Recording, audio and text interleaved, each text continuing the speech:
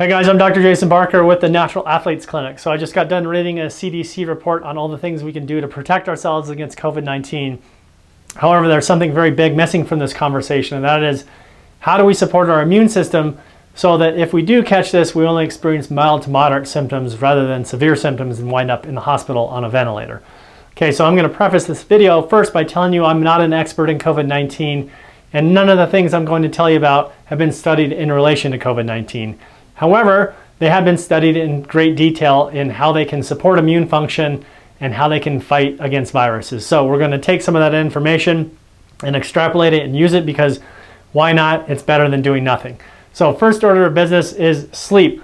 So if you're not getting your 7 to 8 hours of sleep a night, you're going to have lower circulating levels of cytokines and antibodies, and these are the chemicals that your immune system uses to fight off viruses and other infections.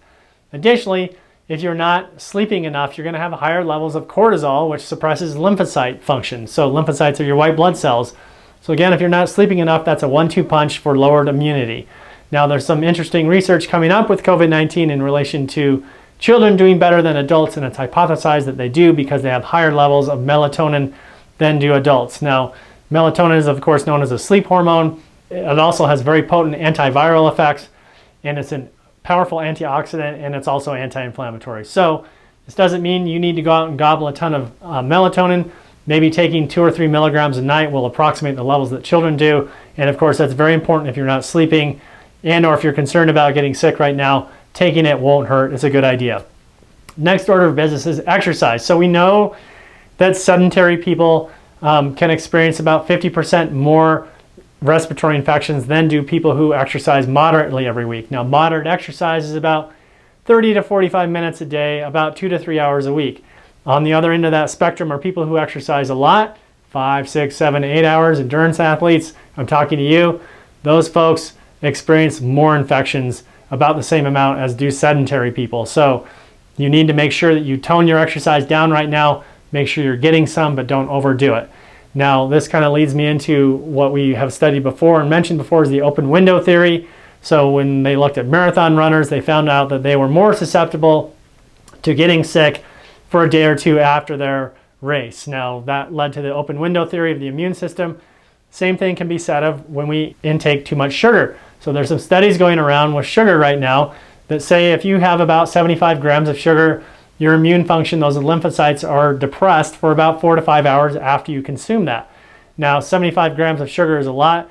There's about 38 to 40 grams in a soda. There's probably about 20, 25 grams in a candy bar. Maybe you don't eat that stuff. Maybe you drink a lot of sports drinks or gels or bars or other things. But regardless, if you ingest a ton of sugar like that, and then you decide to go out on one of your essential trips to the grocery store, your immune system is left wide open. That window is open for you to catch an infection. So if you're going to eat sugar, make sure you don't leave the house. And of course, maybe just a good idea to tone it down, like I tell you to all the time anyway. So next things that we need to talk about are your nutrients. So a couple handful of nutrients here, none of them very sexy, but they're all very powerful in how they can inhibit how you get sick and stop viral infections from getting worse in your body. So the first one, of course, is vitamin D. Vitamin D is a hormone that modulates immune function. Yes, I said it's a hormone. It's misnamed as a vitamin, but when I say it modulates, what it does is it helps support and balance out that immune function. So we know that people who are deficient in vitamin D suffer a lot more respiratory infections. They're more severe and they last longer. So make sure that you're getting your vitamin D. Same thing can be said with probiotics. So 70% of your immune system is kind of located in your gut, but probiotics have an interesting effect that when people take them, they also experience fewer respiratory infections. So if you're not on a probiotic, now would be a good time to take one as well. Most of them are very beneficial for GI issues, right? Gut issues. But of course, we want to take one right now for helping with immune function in the lungs. So next nutrient is zinc. So you maybe heard about taking a zinc lozenge as soon as you have the first signs of a cold. Well, zinc is very important at inhibiting viral replication in the respiratory tract and along those mucous membranes there. So it stops the virus from reproducing, essentially. Now, there are also studies that show zinc can inhibit how often somebody gets pneumonia and how severe that pneumonia is. And pneumonia is a lung infection, essentially, and that's what COVID-19 causes, is really horrible pneumonia. So if you're not getting enough zinc, think about supplementing with it. And of course, anytime, as soon as you get a sore throat, sniffles, any kind of symptom of a respiratory infection, it's a good idea to start supplementing with some zinc. Last nutrient is vitamin C. So yes, vitamin C can inhibit how often you get sick, also the duration, and also the severity of those illnesses. Now maybe you're saying, oh, I don't think I've seen any studies that show vitamin C does that. Well, it actually does. It's just that you're not looking at the right studies. So there's a ton of studies out there that were designed to make vitamin C fail.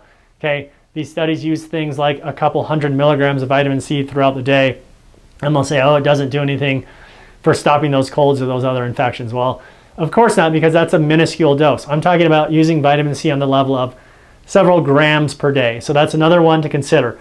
Vitamin C, zinc, vitamin D, and a probiotic are really all the supplements you need to be concerned about.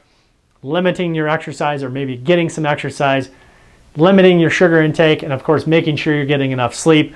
And of course, like I say in every video, make sure you're getting a balanced diet with lots of whole foods in it, nuts, seeds, lots of plants, lean meats, because of course that's going to supply all the other nutrients that you need that we didn't talk about: B12, folate, selenium. There's many other nutrients that also help support healthy immune function. So of course, make sure you're eating a healthy diet.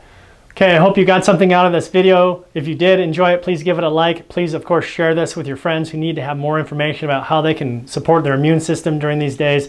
And of course, subscribe to our channel.